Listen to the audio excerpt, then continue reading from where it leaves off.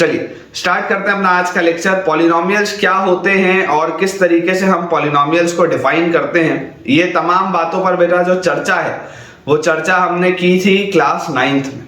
ठीक है, class 9th में पॉलिनोमियल्स का बेसिक बताया जाता है, उसमें ये समझाया जाता है कि इन जनरल पॉलिनोमियल्स कौन से इक्वेशंस को हम कहते हैं और उससे रिलेटेड जो टर्म्स होते हैं, जैसे डिग्री ऑफ पॉलिनोमियल क्या होता है, या लीनियर पॉलिनोमियल या मोनोमियल या बाइनोमियल क्या होता है, क्वाड्रेटिक क्या होता है, क्यूबिक क्या होता है, ट्राइनोमियल क्या होता है, roots of polynomial, zeros of a polynomial, ये तमाम चीजों पर चर्चा क्लास 9th के पॉलिनोमियल्स में हुई है और मुझे उम्मीद है कि आपको याद भी होगा।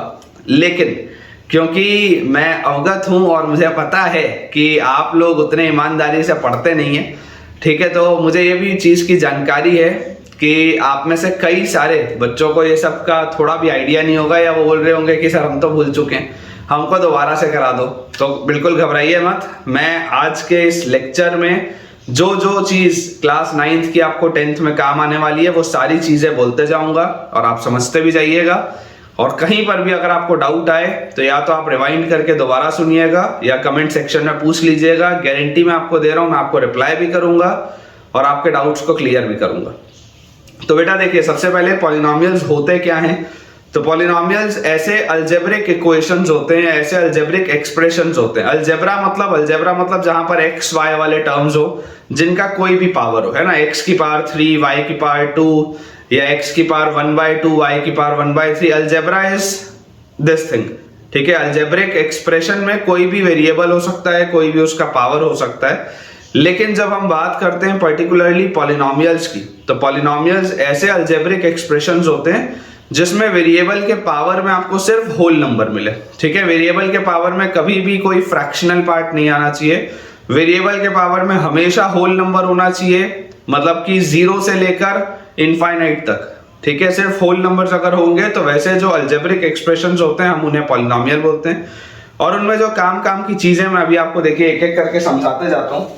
सबसे पहले बच्चों आप अपना इसमें हेडिंग डाल लीजिए पॉलिनोमियल। तो अगर हम पॉलिनोमियल हेडिंग डालें तो सबसे पहले हम इसका डेफिनेशन पोर्शन का बात करेंगे। तो पॉलिनोमियल का देखिए बेसिक डेफिनेशन जो मैंने आपको बोला क्लास 9th की एनसीईआरटी में और क्लास 10th की एनसीईआरटी में दिया भी हुआ है, तो लिख लेते हैं। N algebraic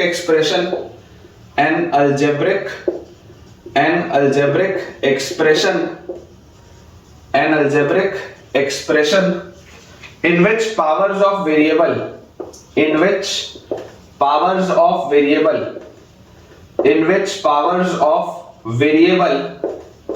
an algebraic expression in which powers of variable is a whole number, ठीक है। ऐसे algebraic expressions को बच्चों हम कहते हैं पॉलिनोमियल, है ना, is whole number. Whole number मतलब ऐसे नंबर्स जो 0 से स्टार्ट होते हैं, जिसको आप नॉन नेगेटिव इंटीजर्स भी कह सकते हैं। In which power of variable is a whole number is a polynomial, ठीक है। एक ऐसा is a polynomial. An algebraic expression in which the powers of variable is a whole number is a polynomial। एकदम simple सा मैंने आपके लिए definition इसका फ्रेम किया। अब जो बेटा टर्मिनोलॉजी हमने पढ़ी है क्लास 9th में, वो टर्मिनोलॉजी क्या है मैं आपको बता देता हूं। हमने एक टर्म पढ़ा है डिग्री। डिग्री क्या होता है? डिग्री होता है बच्चों कि उस पॉलिनोमियल का हाईएस्ट पावर क्या है, वेरिएबल का हाईएस्ट पावर जो होगा that will be the degree. बोलने का मतलब है कि जैसे आप इमेजिन करें, अगर आपके पास एक पॉलिनोमियल मैंने लिख दिया x³ + 3x² + 1 = 0। मान लीजिए मैंने आपके लिए एक पॉलिनोमियल लिखा। सबसे पहले तो आपको ये देख के पता होना चाहिए कि ये पॉलिनोमियल है भी या नहीं। तो आप बोलेंगे कि हाँ सर ये पॉलिनोमियल तो है। क्यों पॉलिनोमियल है? क्योंकि जहां जहां पर भी वेरिएबल है, वेरिएबल के पावर में आपको होल नंबर मिल रहा है। अगर वेरिएबल दिख रहा है तो वेरिएबल के पावर में होल नंबर होना चाहिए। अगर वेरिएबल के पावर में होल नंबर होगा इसका मतलब वो पॉलिनोमियल होगा। अब पॉलिनोमियल तो है, इसमें तो कोई डाउट नहीं है, क्योंकि x इसमें वेरिएबल है और x जहां जहां पर भी है उसके पावर में आपको होल नंबर दिख रहा है। डिग्री क्या होगी? डिग्री होती है highest power of the variable. तो देखिए आपने यहाँ जो वेरिएबल है उसका सबसे बड़ा पावर क्या है? 3 है। तो इसकी जो डिग्री हमारे पास आ जाएगी बेटा वो आ जाएगी 3। बहुत सिंपल सी बात, ठीक है, एकदम क्लैरिटी आपको आनी चाहिए। इमेजिन करिए अगर मैं आपको एक एक्सप्रेशन लिख के दूं x³ + 5x square plus 13x raise to the power 4 plus root 7 is equal to 0। मान लो मैंने आपको ये चीज लिख के दी। अब अगर बेटा मैंने आपके लिए ये चीज लिख के दी तो सबसे पहले आपके माइंड में ये क्लैरिटी होनी चाहिए कि ये भी एक पॉलिनोमियल है, it is also a polynomial. सिर्फ अंडर रूट देख के इग्नोर नहीं करना है। मैं आपको क्या बोल रहा हूं, जहां पर वेरिएबल है, वेरिएबल के पावर में होल नंबर होना चाहिए। कांस्टेंट नंबर में अगर इररेशनल टर्म भी आया या फ्रैक्शन भी आया तो कोई दिक्कत नहीं है, बट जो वेरिएबल है उसके पावर में होल नंबर होना चाहिए। यहां पर देखो वेरिएबल के पावर में 3 है, यहां वेरिएबल के पावर में 2 है, यहां वेरिएबल के पावर में 4 है। अगर वेरिएबल के पावर में होल नंबर है मतलब वो पॉलिनोमियल होगा। इसकी डिग्री हमारे पास क्या आ जाएगी, इसकी डिग्री हमारे पास आ जाएगी, देखिए सबसे बड़ा पावर 4 है तो इसकी डिग्री आ जाएगी 4, वेरिएबल का हाईएस्ट पावर। ठीक है, एक मैं आपको एक्सप्रेशन और दिखाता हूं। इमेजिन करिए हमारे पास अगर लिखा है x raise to the power 3/2 plus 5 is equal to 0। तो सबसे पहली बात, क्या ये पॉलिनोमियल है क्या? तो आप बोलेंगे नहीं सर ये पॉलिनोमियल नहीं है। It is not a polynomial, है ना, not a polynomial. It is not a polynomial. ये पॉलिनोमियल क्यों नहीं है? क्योंकि इसमें जो वेरिएबल है उसके पावर में आपके पास क्या लिखा हुआ है, पावर उसका फ्रैक्शन है, 3/2 है। पावर हमेशा होल नंबर होना चाहिए, इस बात पे क्लैरिटी। एक लास्ट में आपको बेटा बता देता हूं, अगर मान लीजिए मुझे डिग्री बताना है x square plus 2 raise to the power 100 का, x square plus 2 raise to the power 100 का, मान लीजिए ये आपके पास एक इक्वेशन दिया है, एक पॉलिनोमियल दिया और आपको इसका क्या बताना है, डिग्री बताना है। तो फिर मैं बोल रहा हूं बच्चे कई बार कंफ्यूज होकर इसका डिग्री 100 बोल जाते हैं। डिग्री बच्चों सिर्फ वेरिएबल का देखना है, कांस्टेंट नंबर क्या लिखा है उससे कोई फर्क नहीं पड़ रहा है। आप वेरिएबल देखें और वेरिएबल का जो डिग्री होगा that will be the answer. तो यहाँ पे वेरिएबल क्या है, वेरिएबल x है, केवल x है यहाँ पे, और उसका पावर क्या है, पावर 2 है। तो इसका डिग्री क्या आ जाएगा, इसका डिग्री आ जाएगा हमारे पास 2। तो मुझे पूरी उम्मीद है कि अभी तक के हमारे लेक्चर में आपको कोई भी डाउट नहीं होगा, आपको बेसिक आइडिया लग गया होगा कि पॉलिनोमियल क्या होता है और पॉलिनोमियल की डिग्री क्या होती है, आपको ये भी चीज समझ में आ गई होगी। अब इसके बाद मैं आपको बताता हूं कि on the basis of degree, ये सब आप क्लास 9th में पढ़ें, मैं क्विकली आपको रिवाइज करवा रहा हूं। On the basis of degree हम पॉलिनोमियल को किस तरीके से कैटेगराइज कर सकते हैं। देखिए on the basis of degree, on the basis of degree हम पॉलिनोमियल को कैटेगराइज कैसे कैसे कर सकते हैं। तो polynomial can be categorised as linear polynomial, it can be categorised as quadratic polynomial and it can be categorized as cubic polynomial and इसके अलावा और भी होते हैं लेकिन वो मेरे काम के नहीं है। मेरे काम के क्या है, मेरे काम के ये 3 है, लीनियर, क्वाड्रेटिक, क्यूबिक। बहुत सारे होते हैं, पावर 4 को आप बाय क्वाड्रेटिक बोलते हैं जो क्लास 11th में काम आता है, पावर 5 तो 11th 12th में भी काम में नहीं आता, लेकिन बहुत सारे तरीके से आप इसको कैटेगराइज कर सकते हैं। हमारे लिए अभी क्लास 10th के लेवल में सिर्फ ये 3 चीजें काम की, linear, quadratic and cubic. Linear polynomial कब कहा जाता है, जिसकी डिग्री होती है 1। लीनियर पॉलिनोमियल मतलब डिग्री 1, क्वाड्रेटिक पॉलिनोमियल मतलब डिग्री 2, क्यूबिक पॉलिनोमियल मतलब डिग्री 3। ये चीज हमें पता होनी चाहिए। जैसे अगर आपके पास ये वाला पॉलिनोमियल था, देखो जिसका डिग्री आपको 3 दिख रहा था, तो अगर डिग्री 3 दिख रहा था मतलब ये क्यूबिक पॉलिनोमियल है। ये वाला जो पॉलिनोमियल है देखो इसका डिग्री 4 दिख रहा था, तो डिग्री 4 ऑल्दो क्लास 10th में मेरे लिए काम का नहीं है, लेकिन जब आप 11th में पहुंचेंगे तो आपको पता चलेगा कि डिग्री 4 को हम बाय क्वाड्रेटिक बोलते हैं। ये तो पॉलिनोमियल ही नहीं है तो इसकी चर्चा करने की जरूरत नहीं है। ये देखिए ये एक आपके पास पॉलिनोमियल है जिसका डिग्री 2 है, तो इसे हम क्वाड्रेटिक कह लेंगे, है ना, क्वाड्रेटिक कहेंगे। और बाकी लीनियर पॉलिनोमियल्स तो आपको पता ही है, लीनियर इक्वेशन इन 2 वेरिएबल हम पढ़ते ही हैं, क्लास 9th में भी पढ़े हैं, क्लास 10th में भी वो चैप्टर है अगला अपने पास जो आने वाला है। तो लीनियर इक्वेशन मतलब ऐसा इक्वेशन जिसमें वेरिएबल का पावर 1 हो, वो लीनियर होता है। अगर वेरिएबल का पावर 2 होगा तो क्वाड्रेटिक होगा। ये वाला पर्टिकुलरली आपका चैप्टर 4 भी है, आपकी एनसीईआरटी का चैप्टर 4 ये है, एनसीईआरटी का चैप्टर 3 ये है। इसलिए मैं आपको पहले बेसिक समझा रहा हूं कि पॉलिनोमियल क्या होता है। जैसे आपको पॉलिनोमियल समझ में आ जाएगा कि पॉलिनोमियल का मतलब क्या है, ज्योमेट्रिकल मीनिंग क्या है, सिग्निफिकेंस क्या है, ऑटोमेटिकली लीनियर, क्वाड्रेटिक, क्यूबिक आपसे सारी चीजें बनने लगेंगी। ठीक है, तो on the basis of degree हम पॉलिनोमियल को किस तरीके से कैटेगराइज कर सकते हैं मैंने आपको समझा दिया, लीनियर, क्वाड्रेटिक और क्यूबिक क्या होता है। इसके बाद बच्चों अगर मान लीजिए कभी हमसे क्लास 9th में पूछा जाता था कि लेटेस्ट से मैं आपको बोलता हूं कि px एक पॉलिनोमियल है, px is a polynomial in x which is given by let us say x cube plus 3x square plus 5x plus 4। Example के रूप में आपको बता रहा हूं, मान लीजिए आपके पास ये एक पॉलिनोमियल दिया हुआ है और आपसे पूछा जा रहा हो कि what is the value of this polynomial, what is the value of this polynomial at x equal to let us say मैं बोलता हूं 1। What is the value of this polynomial at x equal to 1? ठीक है, तो अगर x equal to 1 पर मैं आपसे इस पॉलिनोमियल की वैल्यू पूछ रहा हूं तो इसका मतलब आपको p1 निकालना है। अगर मैं आपसे x equal to 1 पर इस पॉलिनोमियल की वैल्यू पूछ रहा हूं तो इसका मतलब होता है कि आपको p1 निकालना है, मतलब जहां जहां पर x दिख रहा है वहां पर आप 1 रखिए। तो यहां पर आपके पास आ जाएगा 1 का क्यूब 1, 3 into 1 का स्क्वायर 3, 5 into 1 is 5 plus 4। तो इसका आंसर अपने पास देखो कितना आ गया, 3 और 1 4 और 4 8 और 5 13। इसका आंसर अपने पास आ जाता है 13।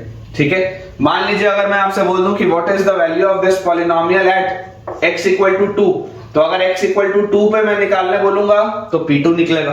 तो p2 हमारे पास क्या आ जाएगा, p2 विल बी 2 का क्यूब प्लस 3 into 2 का स्क्वायर प्लस 5 into 2 प्लस 4। जो भी आंसर होगा वो हम दे देंगे। तो वैल्यू ऑफ पॉलिनोमियल कैसे निकालते हैं वो आपको पता चल गया। इमेजिन करिए अगर मैं आपको बोलूं कि value of polynomial at x equal to k। मान लो अगर मैं आपको बोलूं value of this polynomial at x equal to k, तो मतलब जहां जहां पर x होगा वहां पर आप k रखेंगे। तो pk का वैल्यू क्या आ जाएगा, pk will be equal to हमारे पास हो जाएगा k cube plus 3k square और प्लस 5k प्लस 4। ये अपने पास आ जाएगा pk। बहुत ऑब्वियस सी बात है। ठीक है, तो ये होता है वैल्यू ऑफ अ पॉलिनोमियल। किसी भी एक पर्टिकुलर x की वैल्यू पे उस पॉलिनोमियल की क्या वैल्यू होगी इस तरीके से हम निकाल सकते हैं।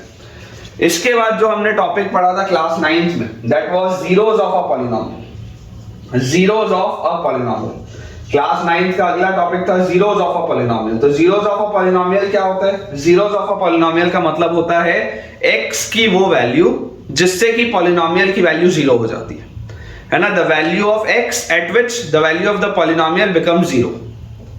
जीरोस ऑफ पॉलिनोमियल मतलब the values of x for which the values of x for which the values of polynomial becomes 0। the values of x for which the value of polynomial becomes 0। ठीक है, x की वो value जिससे कि polynomial की value 0 हो जाए, that is zeros of a polynomial. मतलब आप समझिए कि अगर मैं आपको बोल देता हूं कि pk की वैल्यू 0 है ना, if pk is equal to 0, मान लो कोई k रखने पे अगर pk 0 हो गया तो इसका मतलब होगा this implies x equal to k will be a zero of the polynomial। ये इसका मतलब है। अगर pk का वैल्यू 0 है, if pk is equal to 0, तो x की वैल्यू जब आप k रखते हैं तभी pk 0 हुआ, तो x इक्वल टू k क्या हो जाएगा, 0 ऑफ द पॉलिनोमियल हो जाएगा। ये भी हमने क्लास 9th में पढ़ा हुआ है। ठीक है, ये भी बेटा बेसिक सी बात है, ये हमने क्लास 9th में पढ़ा है। तो ये वो तमाम चीजें थी क्लास 9th की जो आपको समझ में आनी चाहिए थी, आपको पता होनी चाहिए थी। ये मैंने आपके लिए रिवाइज करा दिया है। अब हम बेटा अपना मेन जो चैप्टर है वो स्टार्ट करते हैं क्लास 10th का। आपको 9th का ये नॉलेज चाहिए था, जैसे जैसे आपको और नॉलेज लगेगा मैं आपको बताते जाऊंगा आज के अपने लेक्चर में। लेकिन अब हम पढ़ने वाले हैं ज्योमेट्रिकल मीनिंग ऑफ जीरोस। ठीक है, ये आपकी बुक में भी दिया हुआ है, एक्सरसाइज 2.1 मेरे ख्याल से इसी पर बेस्ड है। तो मैं जल्दी से बोर्ड क्लियर करता हूं और हम देखते हैं what is the geometrical meaning of zeros of the polynomial. So बच्चों अब अपन देखते हैं geometrical meaning of zeros of a polynomial क्या होता है। लेकिन उसको पढ़ने के पहले, उस पॉइंट पे पहुंचने के पहले मैं आपको बता दूं कि अगर हमारे पास एक चीज हमको पता होनी चाहिए कि कोई भी हम जब पॉलिनोमियल लिखते हैं या हम कोई भी जब एक इक्वेशन लिखते हैं तो हर इक्वेशन का एक ग्राफ होता है ना। Every equation has a graph. Her equation का बच्चों एक ग्राफ होता है, ये आपको समझ में आना चाहिए। मतलब अगर आप कोई भी एक इक्वेशन लिख रहे हैं एक्स वाई में तो उसका एक ग्राफ भी बनेगा। ठीक है, अब आप इसको इमेजिन करें कि अगर आपने एक लीनियर पॉलिनोमियल लिखा है, लीनियर पॉलिनोमियल, तो लीनियर पॉलिनोमियल का जो ग्राफ होगा, आपको भी पता होगा, आपने बेटा इतने समय से आप पढ़ रहे हैं, क्लास 9th में भी आपने लीनियर इक्वेशंस पढ़ा है। आप याद करिए, लीनियर इक्वेशन में हर सवाल में जो ग्राफ बनता था वो हमेशा एक स्ट्रेट लाइन होती थी। लीनियर पॉलिनोमियल का graph is always a straight line, है ना। इसका जो ग्राफ होगा it will always be a straight line. ये बात अपने को पता होनी चाहिए, ठीक है ना। आपने क्लास 9th में भी ये पढ़ा है, क्लास 10th में भी मुझे पूरी उम्मीद है आपने अपने स्कूलों में पढ़ा होगा कि लीनियर पॉलिनोमियल्स जो होते हैं उनका ग्राफ हमेशा एक स्ट्रेट लाइन बनता है जब भी आप उसको ग्राफ पेपर में प्लॉट करें। सिमिलरली हमें बच्चों एक चीज पता होनी चाहिए कि क्वाड्रेटिक पॉलिनोमियल्स जो होते हैं, जो आपके पास पूरा चैप्टर भी है क्वाड्रेटिक इक्वेशन, और अगर आप अपनी एनसीईआरटी ध्यान से देखेंगे तो सेकंड जो चैप्टर है आपका पॉलिनोमियल्स, उसमें क्वाड्रेटिक के ग्राफ के बारे में चर्चा है। तो क्वाड्रेटिक पॉलिनोमियल्स का जो ग्राफ होता है it is a parabola, it is a parabola, ठीक है। क्वाड्रेटिक पॉलिनोमियल्स का graph is a parabola. Parabola अपने आप में एक बहुत बड़ा चैप्टर है, क्लास 11th में बहुत इंपॉर्टेंट भी है और मैं भी आपको पढ़ाऊंगा। ऑल्दो आपकी एनसीईआरटी में पैराबोला पर बेस्ड बहुत सारे क्वेश्चंस नहीं है, लेकिन हमको बेसिक्स पता होने चाहिए तभी समझ में आएगा। आपको स्ट्रेट लाइन बनाते हुए दिखती है तो आपको कॉन्फिडेंस आता है कि हो क्या रहा है। सिमिलरली क्वाड्रेटिक में कॉन्फिडेंस, पॉलिनोमियल्स में कॉन्फिडेंस तब आएगा जब आप पैराबोला का कर्व देख पाए, ठीक है। तो ये हमको चीज पता होनी चाहिए। क्यूबिक के ग्राफ का एक पैटर्न होता है, वो मैं पैटर्न आपको समझाऊंगा, ठीक है। उसके ग्राफ का सच कोई नाम नहीं है, लेकिन उसका एक पैटर्न होता है। पैराबोला के बारे में मैं आपको बता दूं कि पैराबोला ऐसा होगा या ऐसा होगा।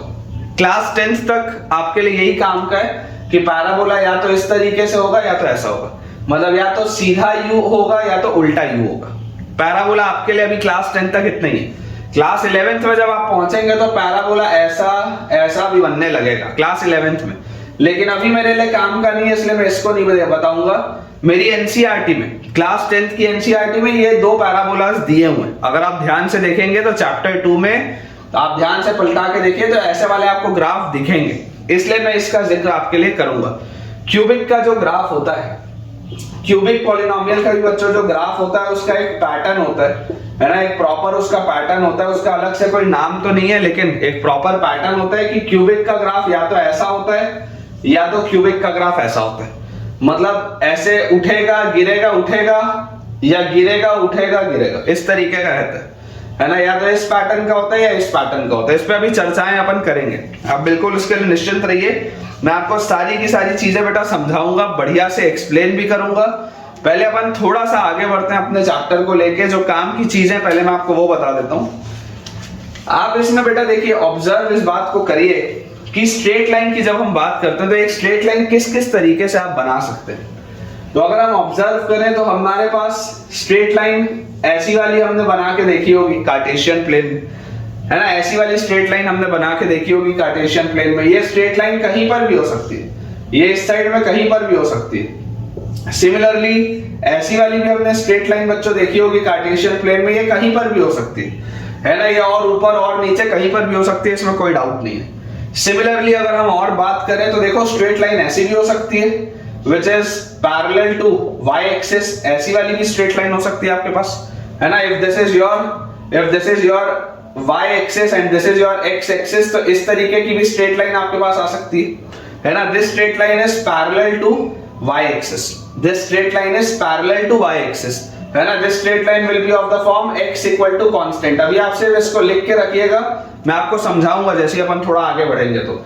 लेकिन दिस स्ट्रेट लाइन, ये वाली जो स्ट्रेट लाइन है, this will be parallel to y axis and it will be of the form x equal to some constant. अभी जैसे जैसे हम आगे बढ़ेंगे मैं आपको एक्सप्लेन करूंगा। और एक चौथी कैटेगरी और है स्ट्रेट लाइन की हमारे पास, कि हमारी स्ट्रेट लाइन इस पैटर्न की भी हो सकती है, which is parallel to x axis. ये वाली जो थी वो y एक्सिस के पैरेलल थी, और ये वाली जो है बच्चों ये x एक्सिस के पैरेलल आपको स्ट्रेट लाइन दिख रही है, ठीक है। तो इस पैटर्न में आप स्ट्रेट लाइंस बना सकते हैं। सिमिलरली अगर हम बात करें क्वाड्रेटिक की, अगर बच्चों हम बात करें क्वाड्रेटिक की, तो क्वाड्रेटिक का जो पैराबोला होता है, क्वाड्रेटिक का जो पैराबोला होता है वो किस किस तरीके का होता है मैं आपको समझा देता हूं। देखिए आपने ऑलरेडी, मैं मान के चल रहा हूं कि अगर ये वन शॉट वीडियो है तो आपने ऑलरेडी अपने क्लास स्कूल में क्लास 10th में आपने क्वाड्रेटिक पढ़ा होगा, और अगर नहीं भी पढ़ा है तो कोई दिक्कत की बात नहीं है। जनरल इक्वेशन ऑफ क्वाड्रेटिक क्या होता है मैं आपको बता देता हूं। जनरल इक्वेशन बच्चों किसी भी क्वाड्रेटिक का होता है ax² plus bx plus c equal to 0, जहां पर a, b और c कोई भी कॉन्स्टेंट्स होंगे, कोई भी रियल नंबर्स होंगे और x यहां पर वेरिएबल है। तो क्लियरली आपको दिखाई दे रहा है कि देखो ये एक पॉलिनोमियल इक्वेशन है और इसमें वेरिएबल का हाईएस्ट पावर 2 है, इस वजह से ये क्वाड्रेटिक है। और इसको मैं जनरल इक्वेशन क्यों बोल रहा हूं, क्योंकि जैसे जैसे मैं ABC की वैल्यूज बदलते जाऊंगा दुनिया में जितने भी क्वाड्रेटिक्स हो सकते हैं वो सारे मुझे मिल जाएंगे, है ना। जैसे जैसे मैं x और a और b और c की वैल्यू बदलूंगा मुझे सारे के सारे क्वाड्रेटिक्स मिल जाएंगे। अब क्वाड्रेटिक का जो पैराबोला कर्व होता है, पैराबोला में देखो मैंने आपको दो तरीके के कर्व बताए, एक कर्व ऐसा बताया सीधा u, एक ऐसा बताया उल्टा u। तो हमें चीज पता होनी चाहिए कि जब a की वैल्यू पॉजिटिव होती है, जब x² का कोफिशिएंट, ये देखो x² का कोफिशिएंट है ना a, तो जब a की वैल्यू पॉजिटिव होती है तो आपका पैराबोला होता है ऐसा सीधा u, ठीक है। और जब a की वैल्यू नेगेटिव होती है तो पैराबोला होता है ऐसा उल्टा u। When a is greater than 0, when x² का कोफिशिएंट is positive तो पैराबोला इस पैटर्न में बनेगा, and when x² का कोफिशिएंट is negative पैराबोला उल्टा बनेगा। अब ये पैराबोला और x एक्सिस का क्या रिलेशन हो सकता है, जैसे देखो यहां पर आपने स्ट्रेट लाइन और x एक्सिस का रिलेशन देखा, ये x है, ये y है, ये y है, ये x है। तो यहां पर आपको क्लियरली दिख रहा है कि ये वाली स्ट्रेट लाइन x एक्सिस को एक बार कट कर रही है ना, ये स्ट्रेट लाइन x एक्सिस को एक बार कट कर रही है। ये सारी चीजें आपकी एनसीईआरटी में दी हैं, उसमें बहुत अच्छे से एक्सप्लेनेशन नहीं है इसलिए मैं आपको ये एक्सप्लेन कर रहा हूं, इसलिए आप बहुत ध्यान से इसको सुनिएगा। और मेरा बेटा देखो एक टीचिंग का टेक्निक है, मैं बहुत ज्यादा फालतू की बात नहीं करता हूँ। मैं कई सारे यूट्यूब चैनल्स को, अपने इस चैनल को स्टार्ट करने के पहले मैंने बहुत सारे यूट्यूब चैनल्स की स्टडी की है, उनका कंटेंट देखा है। कई लोग फ्री ऑफ कॉस्ट कंटेंट बोल के आपको कंटेंट दे जरूर रहे हैं, लेकिन मेरा ऐसा पर्सनल ऑब्जर्वेशन है कि उसमें फालतू की बातें बहुत ज्यादा होती हैं। तो अपने को यार पढ़ाई पर कंसेंट्रेट करना है, तुम्हारा समय बहुत कीमती है, मेरा समय बहुत कीमती है, इसलिए हम टाइम वेस्ट बिल्कुल भी नहीं करेंगे, टू द पॉइंट बात करेंगे। और आप अगर पर्टिकुलरली चाहते हैं कि मैं कोई चीज आपको और एक्सप्लेन करूं, मान लीजिए आपको एकेडमिक से रिलेटेड कोई भी और चीज है, कोई आपका क्वेरी है, तो आप बिल्कुल कमेंट में पूछें, मैं उसके लिए सेपरेट वीडियो आपके लिए बना दूंगा। लेकिन हम उन बच्चों का समय बिल्कुल भी वेस्ट ना करें जो सिर्फ पढ़ने के लिए इस चैनल पे आए। तो देखिए आपके पास ये एक पॉइंट है, ये एक पॉइंट है जहां पे एक्स एक्सिस को कट हो रहा है। यहां पर भी देखिए ये स्ट्रेट लाइन एक्स एक्सिस को एक बार काट रहा है, यहां पर आपका स्ट्रेट लाइन एक्स एक्सिस को नहीं कट कर रहा है ना, यहां पर ये वाला जो स्ट्रेट लाइन है वो एक्स एक्सिस को कट नहीं कर रहा। तो ये चीज तो मुझे समझ में आती है कि एक स्ट्रेट लाइन जो होती है, एक स्ट्रेट लाइन एक्स एक्सिस को ज्यादा से ज्यादा एक ही बार कट कर सकती है, मतलब वो या तो उसको एक बार कट करेगी या एक बार भी कट नहीं करेगी, और कोई पॉसिबिलिटी नहीं, है ना। यहां पर मैं आपके लिए लिख भी देता हूं, a straight line can cut या can pass through X axis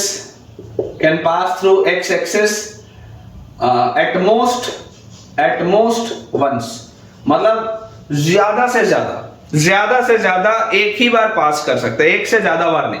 क्या कभी भी स्ट्रेट लाइन ऐसे घूम के दोबारा काटेगी क्या एक्स एक्सिस को? ऐसा तो पॉसिबल नहीं है ना। ये स्ट्रेट लाइन अगर आपने बना दी तो अब इसका ये वाला एंड उधर निकल गया, ये वाला एंड इधर निकल गया, दोबारा कभी भी एक्स एक्सिस के संपर्क में नहीं आएगा।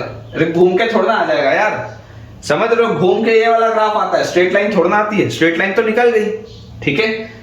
तो एक स्ट्रेट लाइन जो होती है वो एक्स एक्सिस को ज्यादा से ज्यादा एक बार एट मोस्ट वंस उसको कट कर सकती है या उससे पास हो सकती है।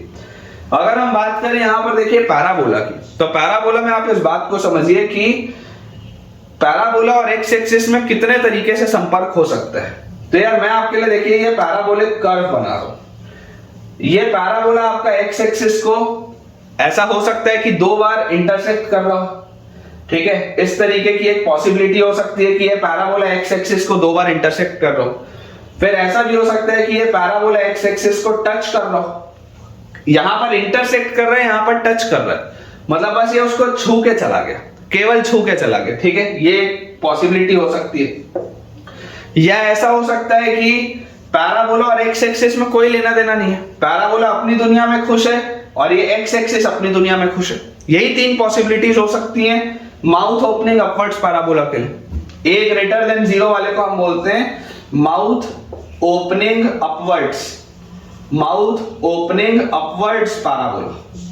माउथ ओपनिंग अपवर्ड्स पैराबोला, मतलब जिसका मुंह ऊपर खुल रहा है, जिसका मुंह ऊपर खुल रहा है, उसका एक्स एक्सिस के साथ केवल 3 तरीके का रिश्ता हो सकता है कि या तो ये पैराबोला एक्स एक्सिस को 2 जगह इंटरसेक्ट करे, या ये वाला पैराबोला एक्स एक्सिस को टच करके जाए, या ये वाला पैराबोला एक्स एक्सिस को बिल्कुल इससे कोई कोऑर्डिनेट नहीं करे, कोई इसमें रिलेशन ना हो, ये अपनी दुनिया में, ये अपनी दुनिया में, ठीक है।